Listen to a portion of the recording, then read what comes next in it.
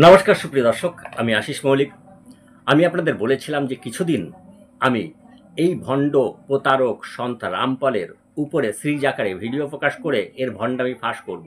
আমি আজও চলে এলাম আপনাদের সামনে তুলে ধরতে যে এ কত বড় ভণ্ড, এ মানুষকে কিভাবে বোকা বানাচ্ছে, কিভাবে প্রতারণা করছে, ঠকবাজ ঠকাচ্ছে মানুষকে এবং সনাতন ধর্মকে ক্ষতি করার চেষ্টা করছে। তার যে দাবি যে সনাতন ধর্মের যে আদি মুনি ঋষিরা ছিলেন, যারা আমাদেরকে বেদ, গীতা, উপনিষদ, রামায়ণ, মহাভারত ইত্যাদি শাস্ত্রগ্রন্থ দিয়েছেন, তারা কেউ তত্ত্বজ্ঞানী ছিলেন না। একমাত্র এই হলেন তত্ত্বজ্ঞানী। এই সন্ত রামপাল এই তত্ত্বজ্ঞানী, আর সাধারণ মানুষ এতদিন এই তত্ত্বকে জানতে পারেনি, আজ জানতে পারছে তার দ্বারা। সেই জন্য তারা যেন সন্ত রামপালের কাছে যায় এবং দীক্ষা নেয়। আর আমি প্রমাণ করছি যে সন্ত রামপাল সম্পূর্ণ প্রতারক এবং তার এই যে গ্রন্থগুলি রয়েছে, এই গ্রন্থে এক এক জায়গায় এক এক রকম কথা বলেছে। আজ সেই কথাটার প্রমাণ করব। দেখুন, আজ যেখান থেকে প্রমাণ করব, এই জ্ঞানগঙ্গা যে বইটি রয়েছে, চটি বইটি রয়েছে, জ্ঞানগঙ্গা চটি বইয়ের থেকে এর 25 নম্বর পেজ, এর 25 নম্বর পেজ, সৃষ্টি রচনা। এখান থেকে আমি আগে পড়ে নিই, আপনারা শুনুন, তারপরে আমি বলছি, আলোচনা করছি, আগে পড়ে নিই। দেখুন কি লিখছে, দেখুন। সূক্ষ্ম বেদের সংক্ষিপ্ত সৃষ্টি রচনার প্রমাণ। প্রভু প্রেমী আত্মারা প্রথমবার সৃষ্টি রচনা পড়লে মনে হবে এটা একটা দন্তকথা, কিন্তু সর্বপবিত্র গ্রন্থের প্রমাণকে পড়ে দাঁতের নিচে আঙুল রেখে কামড়াতে বাধ্য হবেন, অর্থাৎ চিন্তা করতে বাধ্য হবেন যে এই বাস্তবিক সত্য জ্ঞান এতদিন কোথায় লুকিয়েছিল। প্রার্থনা, ধৈর্যের সাথে পড়ুন এবং এই অমৃত জ্ঞানকে সুরক্ষিত রাখুন। আপনার 101 পুরুষ অর্থাৎ পিঁড়ি পর্যন্ত কাজে আসবে। পবিত্র আত্মা কৃপা করে সত্যনারায়ণ অবিনাশী প্রভু সৎ পুরুষের দ্বারা সৃষ্টি রচনার বাস্তবিক জ্ঞান পড়ুন। কিছু বুঝলেন? এইবার বলছি। এখানে এই যে প্রথমে বলছে সম্পূর্ণ সৃষ্টি রচনা, তারপর বলছে সূক্ষ্ম বেদের সংক্ষিপ্ত সৃষ্টি রচনার প্রমাণ। সূক্ষ্ম বেদ কি? ঋক, সাম, যজু, অথর্ব বেদ এগুলো সূক্ষ্ম বেদ নয়।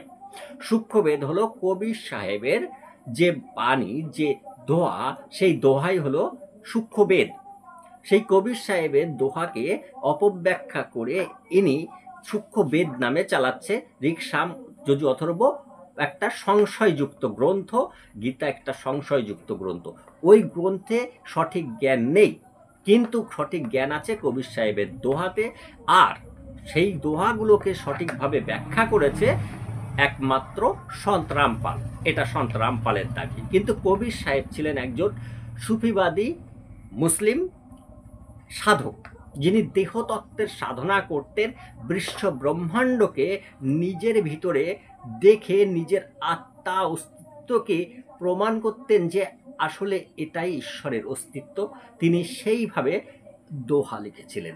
কিন্তু কিন্তু দোহাকে, কবির সাহেবের দোহাকে বিকৃত করে, তার বিকৃত অর্থ করে মানুষকে বোঝাচ্ছেন কবির সাহেব হলেন পরমেশ্বর, আর কবির সাহেব যে দোহাটা করেছে সেই দোহার বিকৃত অর্থই হলো সূক্ষ্মবেদ। এবার প্রভুপ্রেমী আত্মারা প্রথমবার সৃষ্টি রচনা পড়লে মনে হবে এটা একটা দন্তকথা। প্রভুপ্রেমী আত্মারা কারা? এই মনুষ্য জাতিকে বলা হয়েছে প্রভুপ্রেমী আত্মা। কেন?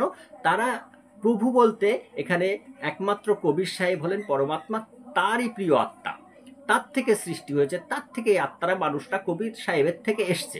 সেই জন্য বলছে প্রভুপ্রেমী আত্মা। কিন্তু সর্বপবিত্র গ্রন্থের প্রমাণকে পড়ে দাঁতের নিচে আঙুল রেখে কামড়াতে বাধ্য হবেন, অর্থাৎ চিন্তা করতে বাধ্য হবেন যে এই বাস্তবিক সত্য জ্ঞান এতদিন কোথায় লুকিয়ে ছিল। ভাবুন, এতদিন আপনারা জানতেন না, সত্য জ্ঞান আপনারা জানতেন না। আমাদের যে মুনি ঋষিরা বেদ, পুরাণ, উপনিষদ, রামায়ণ, মহাভারত, গীতা ইত্যাদি শাস্ত্রগ্রন্থ দিয়েছে, এই শাস্ত্র জ্ঞান, এই শাস্ত্রে কোনো জ্ঞান নেই, সত্যতা নেই। সত্যতা আছে শুধু এই ভণ্ডের লেখা চটি বইতে, আর এই ভণ্ডের কাছে গিয়ে দীক্ষা নিলে সেই সত্য জ্ঞান আসে। এই চটি বই পড়ে আপনি যখন তার প্রতি আকৃষ্ট হয়ে যাবেন এবং তার কাছে যাবেন দীক্ষা নিতে, আপনি পরমাত্মার সন্ধান পেয়ে যাবেন এবং মৃত্যুর পর আপনি সেই বেহেশতে গিয়ে 72 হুর নিয়ে থাকতে পারবেন, এমনই দাবি। বেহেশতে না, একদম পুরোপুরি কবির সাহেবের যে স্থান, সেই স্থানে অর্থাৎ পরমাত্মার স্থানে। প্রার্থনা, ধৈর্যের সাথে পড়তে থাকুন, এই অমৃত জ্ঞানকে সুরক্ষিত রাখুন।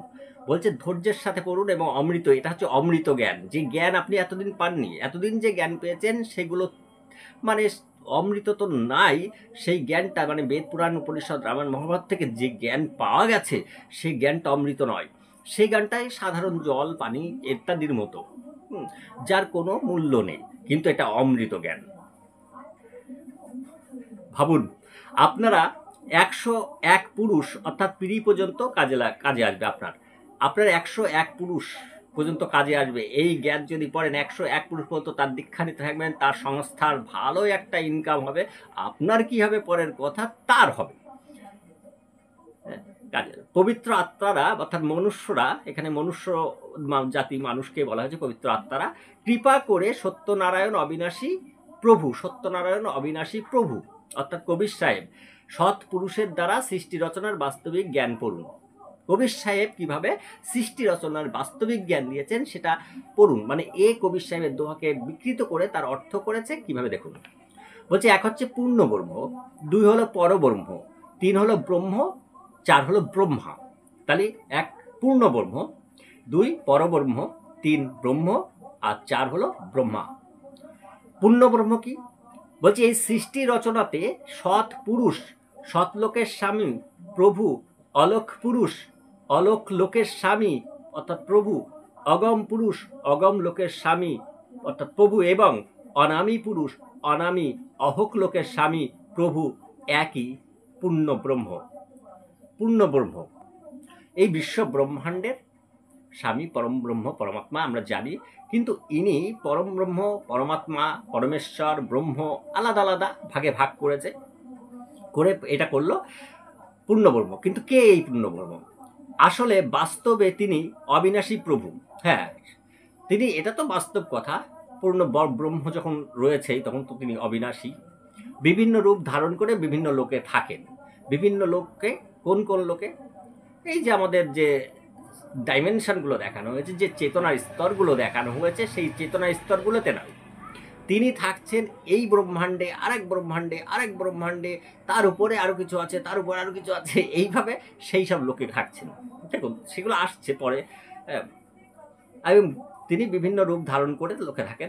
ওই পরমাত্মার অন্তর্গত অসংখ্য ব্রহ্মাণ্ড আছে, মানে এই অনন্ত মহাবিশ্বে যত ব্রহ্মাণ্ড আছে সেই ওই প্রভু, আর সেই প্রভুটার নাম হলো কবির সাহেব, পরমেশ্বর কবির সাহেব, এর কথা অনুযায়ী। এবার 2 নম্বর হচ্ছে পরব্রহ্ম। পরব্রহ্ম এই পুরুষ কেবল 7 সংখ্যক ব্রহ্মাণ্ডের স্বামী অর্থাৎ প্রভু। এই পুরুষকে অক্ষর পুরুষও বলা হয়, অক্ষর যার ক্ষয় নেই। দেখুন কথাটা মনে রাখুন, এখানে এই পুরুষকে অক্ষর যার ক্ষয় নেই, যিনি অবিনশ্বর, ক্ষয় নেই। কিন্তু এখানকার সকল ব্রহ্মাণ্ড নশ্বর, অর্থাৎ ব্রহ্মাণ্ডর ক্ষয় আছে, ধ্বংসপ্রাপ্ত হবে, কিন্তু এখানে এই পুরুষ যিনি আছেন ইনি অক্ষর। প্রথমে বললো, এইবার লিখছে দেখুন, এই প্রভু বাস্তবে অবিনশ্বর নয়। একই জায়গায় তিনি 2 রকম কথা বললেন, একবার বললেন অক্ষর পুরুষ, দ্বিতীয়বার বলছে বাস্তবে অবিনশ্বর নয়, অর্থাৎ নশ্বর মানে অক্ষর নয়, খর। বুঝুন যে এই যারা এদের কাছ থেকে দীক্ষা নেয়, নিয়ে এদের দলে ভিড়ে গিয়ে এসে আমাদের কমেন্ট করে, আমার এই ভিডিওতে এসে কমেন্ট করছে যে সে বিশাল জ্ঞানী হয়ে গেছে, এই মানে রামপালের কাছ থেকে দীক্ষা নিয়ে, রামপাল একটা বিশাল জ্ঞানী মানুষ এবং তিনি হলেন বিশাল বড় একটা তত্ত্বজ্ঞানী গুরু। সে এসে আমার ভিডিওতে কমেন্ট করতে আসছে যে সে রামপাল সব জানে এবং রামপাল বিশাল, রামপাল যেটা বলেছে সেটা। দেখুন একই জায়গায় 2 রকম কথা বললো, কিন্তু এদের মাথায় ঢুকছে না যে এখানেই রামপালের মানে যে বেলুন ফেটে যায়। আরও আছে, আসছি। কিন্তু 3 নম্বর ব্রহ্ম, তাহলে কি হলো? 1 নম্বর পূর্ণ ব্রহ্ম হয়ে গেল, 2 নম্বর পরব্রহ্ম হয়ে গেল, 3 নম্বর ব্রহ্ম। ব্রহ্ম কি বলছে? এই প্রভু 21 ব্রহ্মাণ্ডের স্বামী অর্থাৎ প্রভু। 21 ব্রহ্মাণ্ড, এটা ছিল 7 সংখ্য, আর এটা হলো 21 ব্রহ্মাণ্ডের মালিক। একে খর পুরুষ, খর পুরুষ অর্থাৎ এ নশ্বর, অক্ষর নর, অবিনশ্বর নর, এ খর পুরুষ। জ্যোতি নিরঞ্জন ও কাল নামে জানা যায়, জ্যোতি নিরঞ্জন ও কাল নামে জানা যায়। এই কাল পুরুষ অর্থাৎ কাল ব্রহ্ম, এবং এর সর্বব্রহ্মাণ্ড নাশবান, অর্থাৎ এই কাল ব্রহ্ম খর পুরুষ। ভালো করে বুঝুন, কাল ব্রহ্ম খর পুরুষ। মানে এর যে কত তত্ত্ব জ্ঞান আর তত্ত্ব বোধ, সেটা এখান থেকেই বুঝতে পারছেন। এই কি বললো, এই কাল পুরুষ এবং এর সর্বব্রহ্মাণ্ড নাশবান উপরোক্ত তিন পুরুষ প্রভু প্রমাণ হচ্ছে শ্রীমদ্ ভগবদ গীতা অধ্যায় 15 শ্লোক সংখ্যা 16-17 দেওয়া আছে। শ্রীমদ্ ভগবদ গীতা, আমি তো এই জায়গায় আসবো। এইবার দেখুন, এখানে কিন্তু বলেছে ব্রহ্মের কথা বলেছে। ব্রহ্ম হচ্ছে খড়, এখানে বললো কিন্তু ব্রহ্ম খড়, ভালো করে মনে রাখবেন কথাটা। গীতা অধ্যায় 15 শ্লোক নম্বর 16-17 দেওয়া আছে। এইবার আসছে ব্রহ্মা তো তাহলে খড় হবেই। এবার দেখুন, ব্রহ্মা এই ব্রহ্মর বড় ছেলে, মানে কাল ব্রহ্ম, যাকে বলা হলো খড় পুরুষ, কাল ব্রহ্ম, জ্যোতি নিরঞ্জন, যে 21 ব্রহ্মাণ্ডের স্বামী, তার বড় ছেলে। আমি এতদিন ধরে আপনাদের বলছিলাম সেটাই, এই যে দেখুন, তা এই ব্রহ্মা হলেন এই ব্রহ্মের বড় ছেলে। মানে আমাদের মতো ব্রহ্ম হলো আমাদের মতো দেহধারী মানুষ, যে তাদের, বা ছাগল নাকি, যে তাদের আমাদের মতো দেহ ধারণ করে থাকতে হচ্ছে, আর ছেলে মেয়ে হচ্ছে। বাহ, কত জ্ঞানী, তত্ত্বজ্ঞানী। বিষ্ণু দ্বিতীয় অর্থাৎ মেজ ছেলে বা মেজ পুত্র, এবং শিব তৃতীয় পুত্র। তাহলে ব্রহ্মা বড়, বিষ্ণু হচ্ছে মেজ, আর শিব হলো তৃতীয়, 3 নম্বর, মানে ছোট। ব্রহ্ম এর এই 3 পুত্র এক ব্রহ্মাণ্ডের এক বিভাগের অর্থাৎ গুণের স্বামী বা প্রভু। এরা সবাই নাশবান, অর্থাৎ ব্রহ্মা বিষ্ণু মহেশ্বর অর্থাৎ শিব, এরা নাশবান, এরা অবিনশ্বর নয়, এরা খড় পুরুষ। বিস্তারিত বিবরণের জন্য কৃপা করে পড়ুন নিম্নে লেখা সৃষ্টি রচনা। কবির দেব, কবির পরমেশ্বর সূক্ষ্ম বেদে অর্থাৎ কবিরের বাণীতে নিজের দ্বারা রচিত সৃষ্টির জ্ঞান স্বয়ং নিজে বলেছেন, যা নিম্নে বর্ণিত হইল। সেটা আমি পড়ে যাচ্ছি, এটা আজকে আর যাওয়ার দরকার নেই। কিন্তু এখানে এই দেখুন, বলুন কবির দেব অর্থাৎ কবির হলেন পরমেশ্বর, সূক্ষ্ম বেদে অর্থাৎ কবিরের বাণীতে, মানে রিক্সাম যদি অতর্ব নয়, কবিরের বাণীতে নিজের দ্বারা রচিত সৃষ্টি জ্ঞান, মানে নিজের দ্বারা যে সৃষ্টি করে সেই জ্ঞান স্বয়ং নিজে বলেছেন, মানে কবির সাহেবের সৃষ্টি রচনা করেছেন। এই বিশ্ব ব্রহ্মাণ্ড, এই মহাবিশ্ব যা আছে, যা আমরা জানি বা আমাদের অজানা, সব এই কবির সাহেব সৃষ্টি করেছেন, রচনা করেছেন। সেটা কবির সাহেব তার দোহাতে বলছে। কবির সাহেব যে অর্থে বলেছে সেটা হচ্ছে আত্মতত্ত্ব জ্ঞান, আর এ যে অর্থে বলছে সে একটা সাধারণ মানুষকে কোথায় পৌঁছাচ্ছে সেই জায়গায়।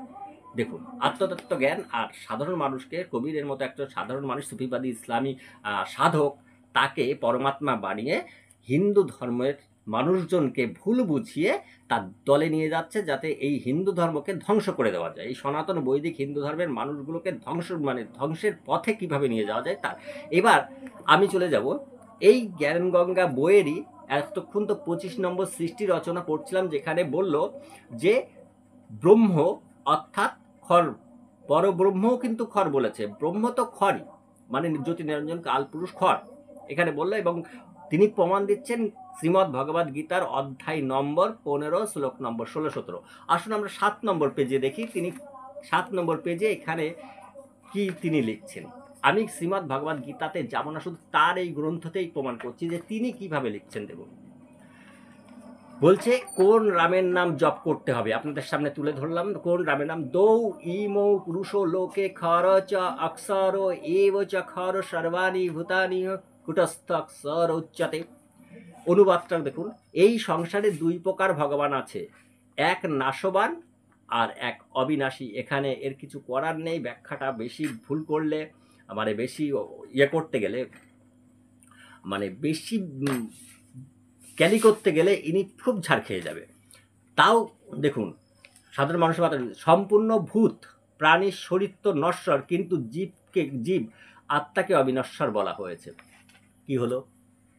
কি হলো যারা এই কবির সাহেব ইয়ের ভক্ত, সন্ত রামপালের ভক্ত, এখানে কি বলল? সম্পূর্ণ ভূত প্রাণীর শরীর নশ্বর, এখানে ব্রহ্মের কথা বলল। এ নিজে বলতে পারলো ব্রহ্ম, পরব্রহ্ম, ব্রহ্মা নশ্বর, এটা বললো। দেহের কথা বলতে হলো, কারণ গীতাতে দেহের কথাই বলা হয়েছে। দেহ নশ্বর, মন অবিনশ্বর। আর তার থেকে উত্তম, তার থেকে অন্যে উত্তম। তারপরে কি বলছে?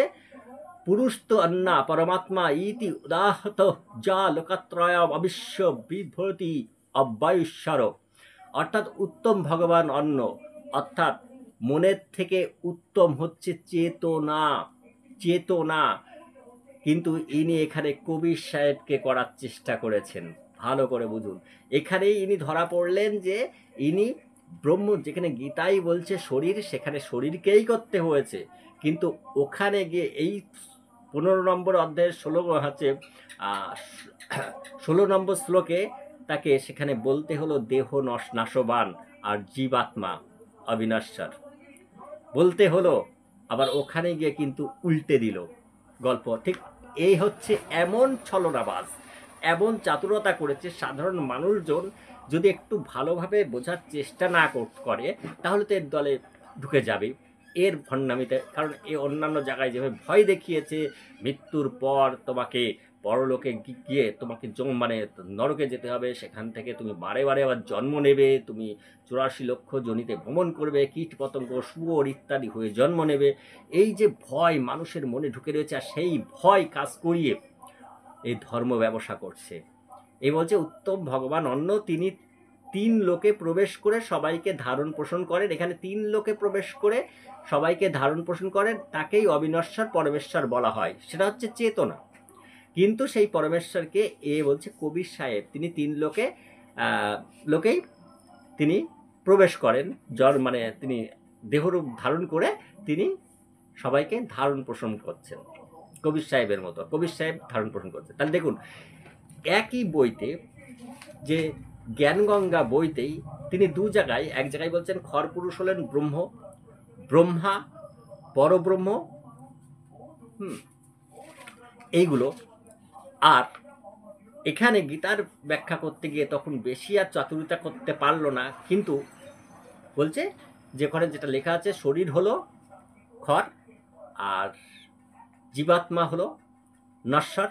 জীবাত্মা বলতে মন, সেই মন হলো নশ্বর, কিন্তু এই জীবাত্মা আলাদাভাবে আমাদেরকে অন্যভাবে বোঝানোর চেষ্টা করেছে এইসব বইতে। হ্যাঁ, আমি আসবো প্রতিনিয়ত আপনাদের সামনে এর মতো ভণ্ডের মুখোশ খুলে দিতে। দেখুন ভালোভাবে বোঝার চেষ্টা করুন। আমি আবারও বলছি যে এখানে কিন্তু গীতা, শ্রীমদ্ ভগবদ্ গীতা অধ্যায় 15 শ্লোক নম্বর 16-17, অধ্যায় 15, সেখানে বলছে যে এই সংসারে 2 প্রকার পুরুষ আছে, এখানে ভগবান আছে বলেছে, এক নাশবান আর এক অবিনাশী। সম্পূর্ণ ভূতের প্রাণীর শরীর তো নশ্বর, কিন্তু জীবাত্মাকে অবিনশ্বর বলা হয়েছে, বলতে বাধ্য হয়েছে পরপুরুষ ভগবান যাই বলুক না কেন। নাশবান বলতে দেহ, গীতার কথা অনুযায়ী গীতাই হচ্ছে নাশবান, কিন্তু মন অবিনাশী বা জীবাত্মা অবিনাশী। আর এ ঠিক মানে কালপুরুষ কৃষ্ণ ভগবান নয়, কৃষ্ণ গীতার জ্ঞান দেননি, গীতার জ্ঞান সত্য নয়, এসব প্রমাণ করার জন্য এই সব ভুল করে এবার এখানে গিয়ে ধরা দিচ্ছে কি এখানে দেহ, এখানে কিন্তু আর দেহকে বলতে পারিনি, এখানে বলছে কি ব্রহ্মা, ব্রহ্ম, পরব্রহ্ম, এগুলো খর পুরুষ। বাস্তবে এগুলো খর পুরুষ। পূর্ণ ব্রহ্ম হলে কবির হলো অক্ষর পুরুষ, অবিনশ্বর পুরুষ। আর কি বলবো, তা আপনাদের একটাই কথা বলি, আপনারা সাবধানে থাকুন, এদের মতো ভণ্ডদের থেকে দূরে থাকুন, সচেতন থাকুন। এইরকম যারা ধর্ম নিয়ে ব্যবসা করছে প্রচুর আছে, প্রত্যেকটা ধর্ম ব্যবসায়ী।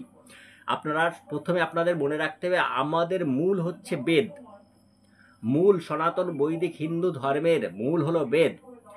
বেদকে বিভিন্নভাবে বোঝানোর চেষ্টা করা হয়েছে পুরাণের মাধ্যমে, উপনিষদের মাধ্যমে, এমনকি রামায়ণ মহাভারতের মাধ্যমেও বেদকেই ব্যাখ্যা করা হয়েছে, কোনো মানুষকে ব্যাখ্যা করা হয়নি। কোনো সাধারণ মানুষ কোনো দিন ভগবান জন্ম নেয় না। এই যদি আপনারা বলতে চান তাহলে আমি ব্যাখ্যা দেব। একজন কমেন্ট করেছেন যে কোরআন নিয়ে, তাকে বলছি যে আজকে আপনি যে ভিডিওটি আমি দিয়েছি সেই ভিডিওটি দেখে নিন, যে আমি কোরআন নিয়ে বলে দিয়েছি, আরও পরবর্তীতে বলবো, কিন্তু আপনার এই যে সন্ত রামপাল যেভাবে বলেছে সেটা নয়। যাক, যদি মনে হয় যে আমার এই কথাগুলো মানুষের কাছে পৌঁছানোর দরকার আছে, সেই সমস্ত ব্যক্তিরা যাদের মনে হবে যে সত্যিই সনাতন ধর্মকে রক্ষা করার জন্য, সনাতন ধর্মকে সঠিক জায়গায় রাখার জন্য, আমাদের হিন্দুদের একতা হওয়ার জন্য আজকে যেভাবে হিন্দুদের পরে অত্যাচার হচ্ছে চারিদিকে, আপনারা সকলেই জানেন যে নাম ঠিকানা জিজ্ঞেস করে তাদেরকে কালেমা পড়তে বলে কাশ্মীরে পেহেলগাঁওয়ে তাদেরকে হত্যা করা হলো। ইসলামিক জঙ্গিরা হত্যা করলো, মুসলিম জঙ্গিরা হত্যা করলো। সেই জন্য হিন্দুদের এক হতে হবে। এখানে ব্রাহ্মণ, ক্ষত্রিয়, বৈশ্য, শূদ্র এসব করলে চলবে না। এইসব ভণ্ডদের পাল্লাই পড়ে নিজেদের মানে একতা ভেঙে অন্য দলে চলে গিয়ে নিজেদের ক্ষতি করবেন না। কারণ যেভাবে ইসলামের আহলে হাদিস ইসলামিক মুসলিমরা যেভাবে বোঝে তারা কিন্তু জঙ্গি, সেই জঙ্গিরা কিন্তু আপনাকে দেখবে না যে আপনি কোন দলে আছেন, আপনি ইহুদি, খ্রিস্টান না হিন্দুদের মধ্যে, আপনি বৈষ্ণব না শৈব না শাক্ত, আপনি ব্রাহ্মণ না ক্ষত্রিয়, আপনি কি কার দলে রয়েছেন, আপনি মানে ওই হরিচাঁদ গুরুচাঁদের মতুয়া হয়েছেন, নাকি আপনি, আপনার খুঁজে একটাই পরিচয়, কিন্তু আপনি ইসলাম ধর্মের লোক নয়, আপনি মুসলিম নয়, আপনি কিন্তু মুসলিম নন, আপনাকে হত্যা করা হবে, বুঝুন ভালো করে। সেই জন্য হিন্দুদের কাছে অনুরোধ যে এই ধরনের ভণ্ডামির পাল্লাই পড়ে, ভণ্ডদের পাল্লাই পড়ে নিজেদের একতা ভেঙে চলে যাবেন না। আপনারা ক্ষতি করবেন নিজেদের যখন একতা থাকবে না তখন কিন্তু তাদের মানে আমাদেরকে হিন্দুদেরকে ধ্বংস করতে ওদের কিন্তু খুব সুবিধা হবে। আর সেই সব কাজই করছে কিন্তু এই ধরনের ভণ্ডরা, এই রামপালের মতো ভণ্ডরা। আরও ভণ্ডরা আছে, তাদের নাম আমি বলছি না, যারা বিভিন্ন সংস্থা তৈরি করেছে কিন্তু কোনো কাজের কাজ করে না। সত্যি কথা বলতে আমাদের বেদ থেকে সরিয়ে দিয়ে, তারা বেদের পথ, বেদ মার্গ থেকে সরিয়ে দিয়ে, সঠিক বেদকে না বুঝিয়ে তারা উল্টো পাল্টা মানুষকে ভগবান বানিয়ে রেখে দিয়েছে। এবং আমরা হিন্দুরা সেখানে কিন্তু লড়াই করছি, যে আমরা বলছি না, আমরা কেউ বৈষ্ণব, কেউ শৈব, কেউ শাক্ত হয়ে যাচ্ছি। আমরা সেসব আমরা নাই মেনে নিই যদি মহাপুরুষ, কিন্তু ভগবান হিসেবে এটা মেনে নিতে নেই। ভগবান ঈশ্বর আপনার ভিতরে রয়েছে, আপনার চেতনা রূপে, তিনি সর্বত্র রয়েছে এনার্জি রূপে, তিনি সর্বত্র রূপে কনসাসনেস রূপে রয়েছে, তিনি এনার্জি রূপেই রয়েছে, সর্বত্র সর্বত্র বিরাজমান রয়েছে। এই জিনিসটা বুঝতে হবে। কোনো একজন ব্যক্তি কখনো ভগবান হয়নি, ভগবান আপনার ভিতরেই অবস্থান করছে। আপনি সেই ভগবান, যে ভগবান থেকে আপনি অবতীর্ণ হয়ে রয়েছেন। এই রূপটা, আপনার যে রূপটা নিয়েছে ভগবান বিভিন্ন রূপে রয়েছে, সেটা কিন্তু এটা বুঝুন। এটাই সনাতন ধর্মের কিন্তু মূল, এটাই কিন্তু। আর এইটা যখন আপনি বুঝতে পারবেন তখন আপনার ভিতরে একটা পাওয়ার থাকবে যে আমি সব কিছু করতে পারি, আমি সব কিছু করতে পারি। এটাই সনাতন ধর্মের মূল। কারোর কাছে ভিক্ষা করতে বলা হয়নি, কারোর কাছে হাত জোর করে প্রার্থনা করতে বলা হয়নি যে ভগবান আমাদের উদ্ধার করো, আমাদের উদ্ধার করো, এটা বলা হয়নি। এটা ভুল কনসেপ্ট। কেউ উদ্ধার করতে আসবে না। যাদের কাছে আপনি ডাকছেন তারা কেউ নেই, তাদের কোনো অস্তিত্ব নেই। যার অস্তিত্ব রয়েছে সেটা স্বয়ং আপনি অস্তিত্ব রূপে অবস্থান করছেন। নিজেকে শক্তিশালী করতে, নিজের মনকে জাগ্রত করুন যে আমি সেই পরমাত্মা, আমি সেই হয়ে দাঁড়িয়ে রয়েছি। তখনই আপনি নিজেকে রক্ষা করতে পারবেন, না হলে আপনার রক্ষা হবে না। এটাই হিন্দু ধর্মের কনসেপ্ট, কিন্তু ভালোভাবে বুঝিনি। হিন্দু ধর্মের দর্শন কিন্তু এটাই। হিন্দু ধর্ম সম্পূর্ণ সায়েন্টিফিক। যদি আপনি বুঝতে পারেন আপনার শক্তি, আপনি নিজেই বুঝতে পারবেন যে আপনি কি করতে পারেন, আপনি যেটা চাইছেন সেটা করতে পারবেন। আপনার কেউ এক বিন্দু ক্ষতি করতে পারবে না, কেউ না, কেউ পারবে না। সেই জন্য আপনি সঠিক পথে থাকুন। এদের মতো ভণ্ডদের পাল্লায় পড়ে কবির, অন্য কেউ, আরেকজন হরিচাঁদ গুরুচাঁদ, এরকম কোনো মানুষকে পরব্রহ্ম পরমাত্মা ভাববেন না। পরমাত্মা পরমেশ্বর রূপে আপনি অবতীর্ণ হয়ে রয়েছেন এই মুহূর্তে, এটা আপনাকে বুঝতে হবে। এটা আমি বারে বারে বলছি। আর সেটা আপনি জানতে পারবেন আমাদের হিন্দু ধর্মের তত্ত্বকে বুঝলে। হিন্দু ধর্মের তত্ত্বকে যতক্ষণ না বুঝতে পারবেন ততক্ষণ আপনার মনে আপনি একটা আলাদা জিনিস, আর ভগবান আলাদা জিনিস, বা পরমাত্মা আলাদা জিনিস, যেখান থেকে আপনি বহু দূরে। আপনার ভিতরে থাকছে সেই অহং, সেই অহং। এই অহংটা আপনার চিনতে হবে। এটা অহংকার নয়, এটা ঈশ্বরের বা পরমাত্মার নিন্দাও নয়। ঈশ্বরের পরমাত্মার নিন্দা হচ্ছে যারা এই ধরনের লোক এই যে করছে, মানে ভগবানকে আলাদা জায়গায় রেখে তাকে ছোট করে দিচ্ছে, সেটা হচ্ছে ঈশ্বর নিন্দা। আমি যেটা বলছি এটা ঈশ্বর নিন্দা নয়, এটা কিন্তু ভালোভাবে বুঝুন। এটা ঈশ্বর নিন্দা করছে না, এটা আমি দেখাচ্ছি যে ঈশ্বর। এই ঘড়িটাও কিন্তু ঈশ্বর। কারণ কি, এই ঘড়িটা এনার্জির দ্বারা তৈরি হয়েছে, কোয়াক দ্বারা সৃষ্টি হয়ে, এনার্জি থেকে কোয়াক, কোয়াক থেকে Newton proton electron, Newton proton electron থেকে যে অণু পরমাণু হতে হতে হতে হতে এই এই এই যে মানে যে ভূত সেই ভূত তৈরি হয়েছে, পঞ্চভূত, তারপরে এইগুলো গঠন করা হয়েছে। তাই এগুলোকে ভাঙলে আপনি কি পাবেন? শেষে এই শক্তি মিশে যাবে। যখন এগুলোকে ভেঙে ফেলতে পারবেন, বিজ্ঞান সেটা প্রমাণ করেছে। এই এনার্জি হলো পরমাত্মা, যে পরমাত্মা আপনি অবস্থান করেছে, আপনি এনার্জি দ্বারাই গঠিত, এই ঘড়িও এনার্জি দ্বারা গঠিত। আপনার ভিতর সেই আপনি মনুষ্য হয়েছেন পরমাত্মার সর্বোচ্চ সর্বোচ্চ পরমাত্মা যে রাম অবতার নিয়ে, সেই রাম আপনি স্বয়ং সেই চেতনা, স্বয়ং আপনি ভগবান শ্রীকৃষ্ণ সেই চেতনা।